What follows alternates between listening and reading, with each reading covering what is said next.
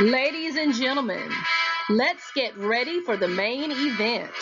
Traditional versus 21st century teaching approaches. Problem-based learning, the new rumble in education. Today, we will discuss the big shift in education, then provide an explanation of problem-based learning.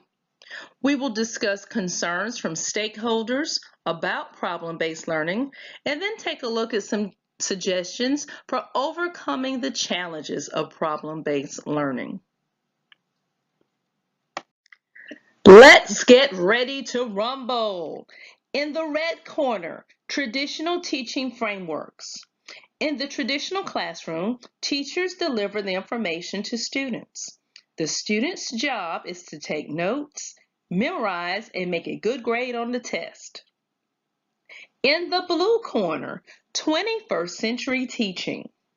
In the 21st century classroom, teachers create learning experiences that are student-centered.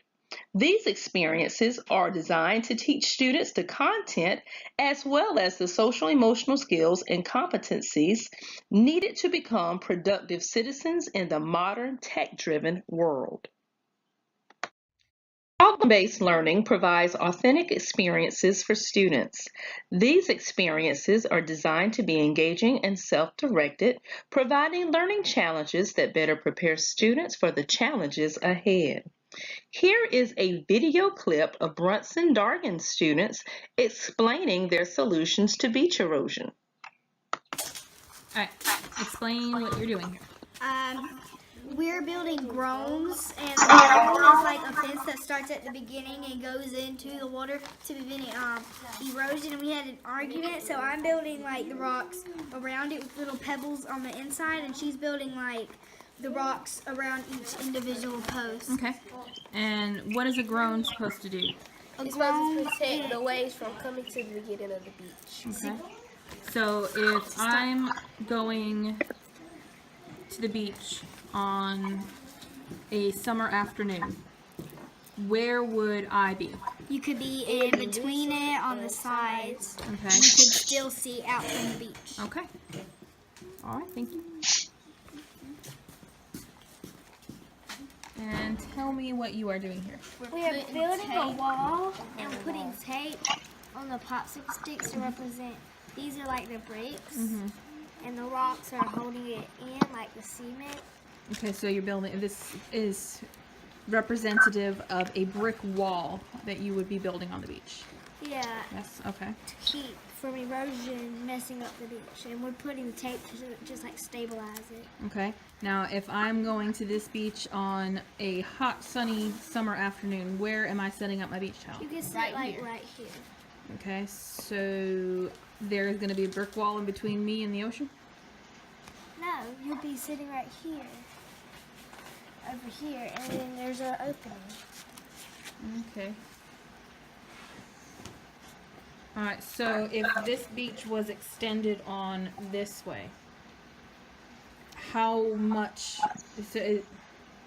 explain to me how much space this brick wall is taking up on the beach. It's taking up most of it. Most of it, so like I would just have a little space in between the back beach and where the water is. I think we should like turn it. Oh, that dude. I don't know.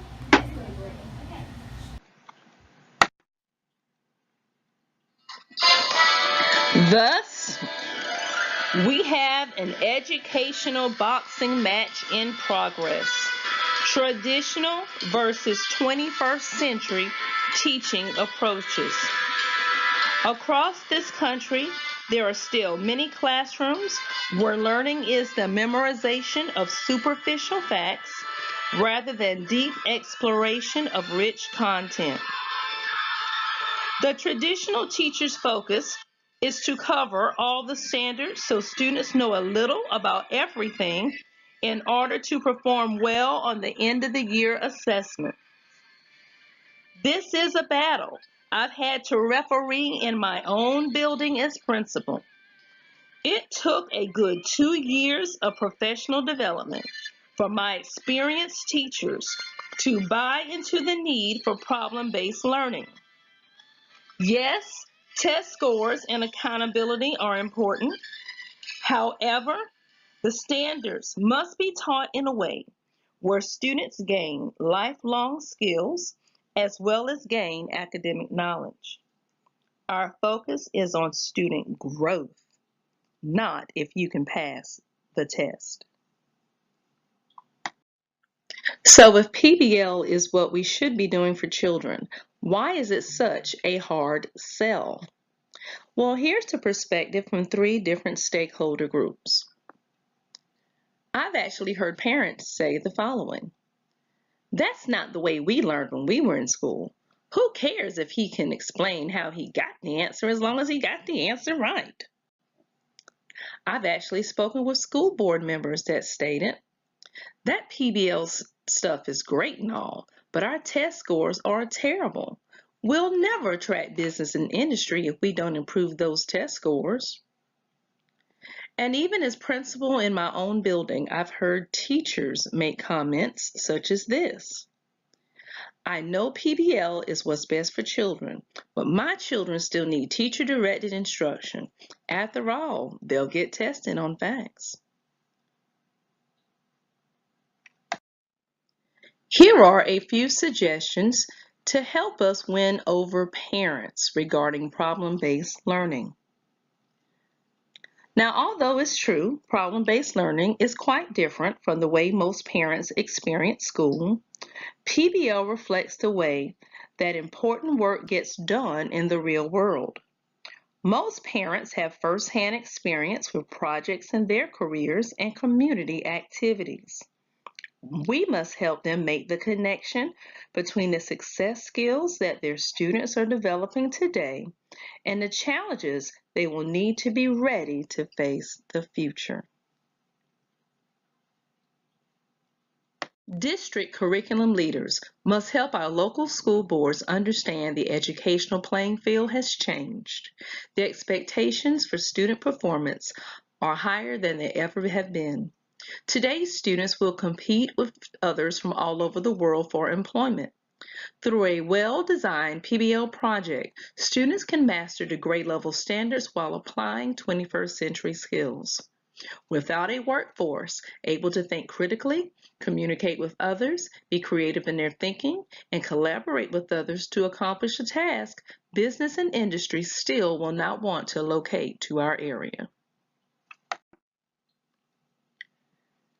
What do we do to win over fellow educators? Curriculum leaders must train teachers to view the standard as a learning target.